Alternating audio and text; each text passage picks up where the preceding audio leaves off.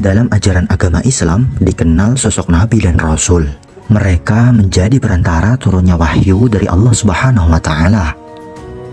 Islam sendiri mengajarkan kepada umatnya untuk mengenal 25 Nabi dan Rasul utusan Allah Subhanahu wa Ta'ala.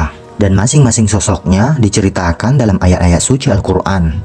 Adapun bukti adanya kehadiran para Nabi dan Rasul juga turut ditemukannya sejumlah benda peninggalan. Dan ini sesuai dengan berbagai cerita atau riwayat. Lantas, apa saja benda peninggalan para nabi yang ditemukan? Berikut inilah peninggalan para nabi yang menggemparkan dunia. Kapal Nabi Nuh alaihissalam. Penemuan fosil kapal Nabi Nuh yang diklaim sejumlah ilmuwan dan peneliti menarik perhatian banyak pihak. Apalagi kisah bahtera yang legendaris ini diceritakan dalam Taurat, Alkitab, dan Al-Quran. Sehingga berita penemuan fosil kapal Nabi Nuh ini memiliki daya tarik yang kuat. Dikisahkan Nabi Nuh alaihissalam dan sejumlah orang beriman selamat karena diperintahkan membuat kapal raksasa. Sebagai umat Islam tentu mengetahui kisah mengenai kaum Nabi Nuh alaihissalam yang ditenggelamkan oleh Allah Subhanahu wa Ta'ala akibat ingkar terhadap wahyunya. Salah satu klaim penemuan fosil kapal Nabi Nuh yang menarik perhatian datang dari Nami pada 25 April 2010. Salah satu dari 6 anggota Nami, yaitu Yung Wing Chung, saat konferensi pers Hong Kong mengatakan telah menemukan sisa fosil kapal Nabi Nuh di Gunung Ararat, Provinsi Agri sebelah timur Laut Turki. 99,9% mereka meyakini bahwa struktur kayu yang ditemukan di ketinggian 12.000 kaki, 3.658 meter, dan berusia 4.800 tahun adalah bahtera Nabi Nuh. Sedangkan nama Gunung Ararat disebutkan dalam Taurat dan Alkitab sebagai tempat terakhir bahtera Nabi Nuh alaihissalam berhenti setelah mengarungi banjir dahsyat selama 40 hari 40 malam. Yung Wing Chung dan tim dari Nami bukan yang pertama mengklaim menemukan fosil kapal Nabi Nuh di Gunung Ararat, karena sebelumnya sudah ada lusinan ilmuwan dan orang yang mengklaim telah menemukan fosil kapal Nabi Nuh. Dan sebelumnya 40 tahun yang lalu ada Violet M. Cummings, seorang penulis beberapa buku tentang bahtera Nuh. Di antaranya melalui buku dan film In Search of Noah Ark tahun 1976. Dia mengklaim bahwa bahtera Nuh ditemukan di Gunung Ararat, Turki.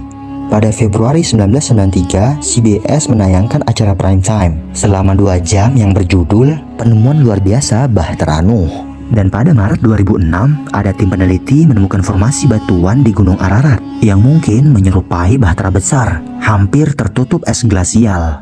Kemudian pada Juni 2006, tim arkeolog dari Bible Archaeology Search and Exploration Institute mengklaim menemukan formasi batuan lain yang mungkin adalah bahtera Nuh.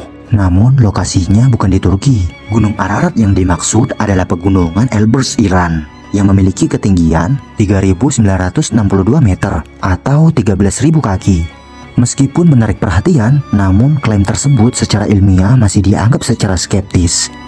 Misal, Yung menolak untuk mengungkapkan lokasi penemuan fosil kapal Nabi Nuh dan malah merahasiakannya. Kemudian kayu yang diduga berusia 5.000 tahun juga tidak tersedia untuk pengujian independen. Tentu saja, pada dasarnya ini tidaklah ilmiah. Sebab, agar klaim dapat dibuktikan, bukti tersebut harus dipresentasikan kepada ilmuwan lain untuk ditinjau oleh rekan sejawat. Apalagi secara ilmiah, sedikit sulit dimengerti bagaimana sebuah bahtera besar yang berakhir di atas gunung setinggi 3.685 meter.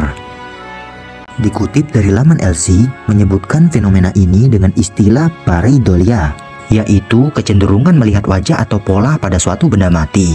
Contoh mudahnya ialah kita pernah mengalami melihat awan yang seolah-olah berbentuk sayap malaikat. Nah, dalam konteks ini, bentuk Gunung Ararat ini terlihat sebagai wujud dari bahtera Nuh. Namun, dikutip dari laman Daily Sabah memiliki sudut pandang yang berbeda tentang di mana bahtera Nabi Nuh berhenti. Mengutip Al-Quran pada surat Hud ayat 44 disebutkan bahwa bahtera Nabi Nuh berhenti di Gunung Bukit Judi. Gunung Judi sendiri berlokasikan di distrik Bohtan, Turki, yang berbatasan dengan Irak dan Suriah. Gunung setinggi 2.144 meter ini paling cocok untuk didarati sebuah kapal dan juga dekat dengan tempat tinggal Nabi Nuh. Dikisahkan bahwa merpati yang dikirim Nabi Nuh untuk melihat apakah banjir telah berakhir dan kembali dengan membawa ranting zaitun di mulutnya. Setelah disesuaikan dengan kisah ini, bahwasanya lokasi kebun zaitun di barat daya Gunung Cudi berbeda dengan lereng Gunung Ararat di Turki yang tingginya 5.137 meter, yang tidak ada pohon zaitun maupun pohon lain karena dingin tertutup salju. Tongkat Nabi Musa alaihissalam. Dalam ayat suci Al-Quran, Nabi Musa alaihissalam dikisahkan mampu membelah Laut Merah dengan tongkatnya, dengan bertujuan untuk menghindari kejaran tentara Fir'aun yang ingin membunuhnya. Peristiwa tersebut akhirnya membuat Nabi Musa alaihissalam dan umatnya berhasil selamat dengan menyeberang Laut Merah. Adapun tongkat Nabi Musa alaihissalam tersebut diyakini berada di dalam sebuah kotak yang bernama dan ditemukan seiring dengan terungkapnya kereta serta kotak emas Fir'aun. Penemuan kotak emas peninggalan Fir'aun baru-baru ini melengkapi penemuan terpenting di dunia, karena sebelumnya ditemukan kereta milik Fir'aun di dasar Laut Merah, yang mungkin menjadi petunjuk para arkeolog untuk menggali keberadaan tongkat Nabi Musa. Dikutip dari BBC, para arkeolog mengungkapkan sisa-sisa kota kuno yang dijuluki kota emas yang hilang di gurun Mesir, lebih tepatnya di luar Luxor. Temuan ini disebut sebagai kota kuno terbesar yang pernah ditemukan di Mesir dan diperkirakan berasal dari era kejayaan Fir'aun sekitar 3000 tahun lalu. Jauh sebelum kota emas Fir'aun ditemukan, seorang arkeolog bernama Ron Wyatt pada tahun 1988 mengaku telah menemukan bangkai kereta kuno yang berada di dasar Laut Merah. Wyatt mengatakan, bangkai kereta Fir'aun yang tenggelam di Laut Merah digunakan saat mengejar Nabi Musa dan para pengikutnya. Wyatt dan peneliti lainnya juga menemukan sejumlah tulang manusia dan tulang kuda di tempat yang sama. Penemuan tulang tersebut memperkuat dugaan bahwa tulang belulang tentara Fir'aun tenggelam di Laut Merah. Temuan ini pun didukung hasil tes yang dilakukan di Stockholm University terhadap beberapa sisa kerangka. Para peneliti Stockholm University mengatakan, struktur dan kandungan tulang yang ditemukan tersebut berusia sekitar 3.500 tahun. Adapun kisah pengejaran Nabi Musa juga diperkirakan terjadi di kurun waktu yang sama, yakni sekitar 3.500 tahun yang lalu. Para ahli juga memperkirakan berapa tenaga yang dibutuhkan untuk membelah air laut sedalam ratusan meter dalam waktu yang cukup lama. Menurut perhitungan fisikiawan, dibutuhkan tenaga gaya persatuan luas sebesar 2.800.000 Newton per M2, atau paling tidak hembusan angin yang sangat kuat dengan kecepatan konstan 30 meter per detik alias 108 km per jam.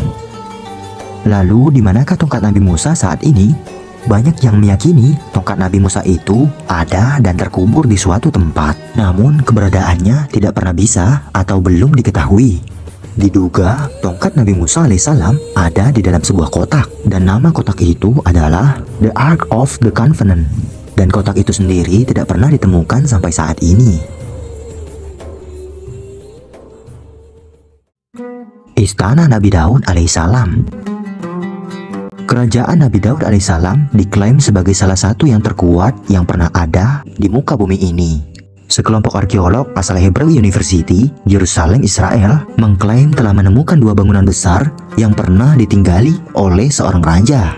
Bangunan tersebut diyakini sebagai tempat tinggal Raja David atau dikenal juga sebagai Nabi Daud alaihissalam. Sang arkeolog mengaku bahwa penemuan istana besar tersebut membutuhkan waktu penggalian lebih dari 1 tahun.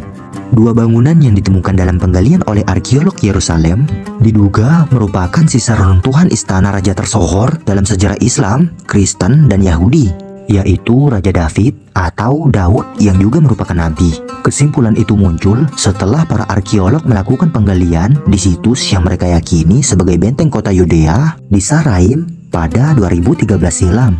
Saraim yang kini lebih dikenal dengan nama Khirbet Keiyafa adalah lokasi yang dipercayai menjadi tempat Daud mengalahkan Goliat.